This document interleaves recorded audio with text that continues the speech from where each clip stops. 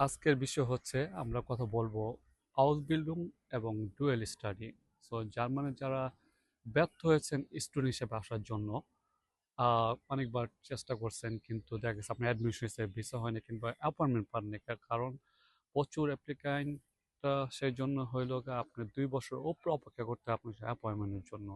Otherwise অনেকে আপনার যোগ্যতা থাকা সত্ত্বেও আপনি আসতে পারেন না জার্মানিতে লেখাপড়া করার জন্য।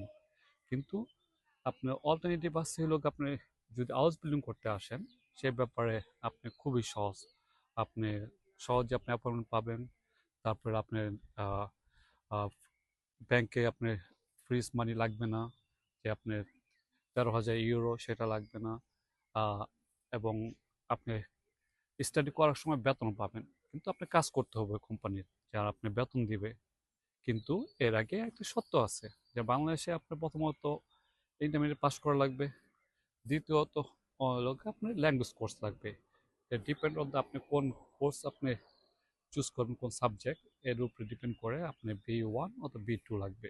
সেই জন্য আমরা সবাই আসতে চাই, কিন্তু এগুলো এক্সাম্পল আপনি যদি গাড়ি চালান, আপনি গাড়ি চালানোর আগে কি আপনার ড্রাইভিং লাইসেন্স দরকার। ড্রাইভিং লাইসেন্স করতে পারলে আপনি ইন্স্যুরেন্স পাবেন, ইন্স্যুরেন্স পালে আপনি গাড়ি চালাতে পারবেন। সেই জন্য যদি আপনি হাউস বিল্ডিং করতে চান, আপনার B1 মিনিমাম রিকোয়ারমেন্ট।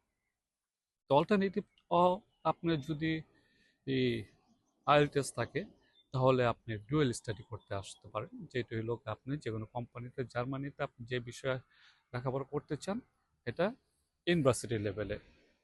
আমি এই বিষয় নিয়ে কথা বলবো। আপনি হাউস বিল্ডিং এবং ডুয়েল স্টাডি ডিফারেন্ট। এই এটা নিয়ে আরেকটা ভিডিওতে কথা বলবো, এটা খুব লম্বা হবে। সেই জন্য আপনার অপশন বি, আপনি ডুয়েল স্টাডির জন্য যদি হাউস বিল্ডিং না করছেন, হাউস বিল্ডিং আপনি অবশ্যই ল্যাঙ্গুয়েজ কোর্স করতে হবে।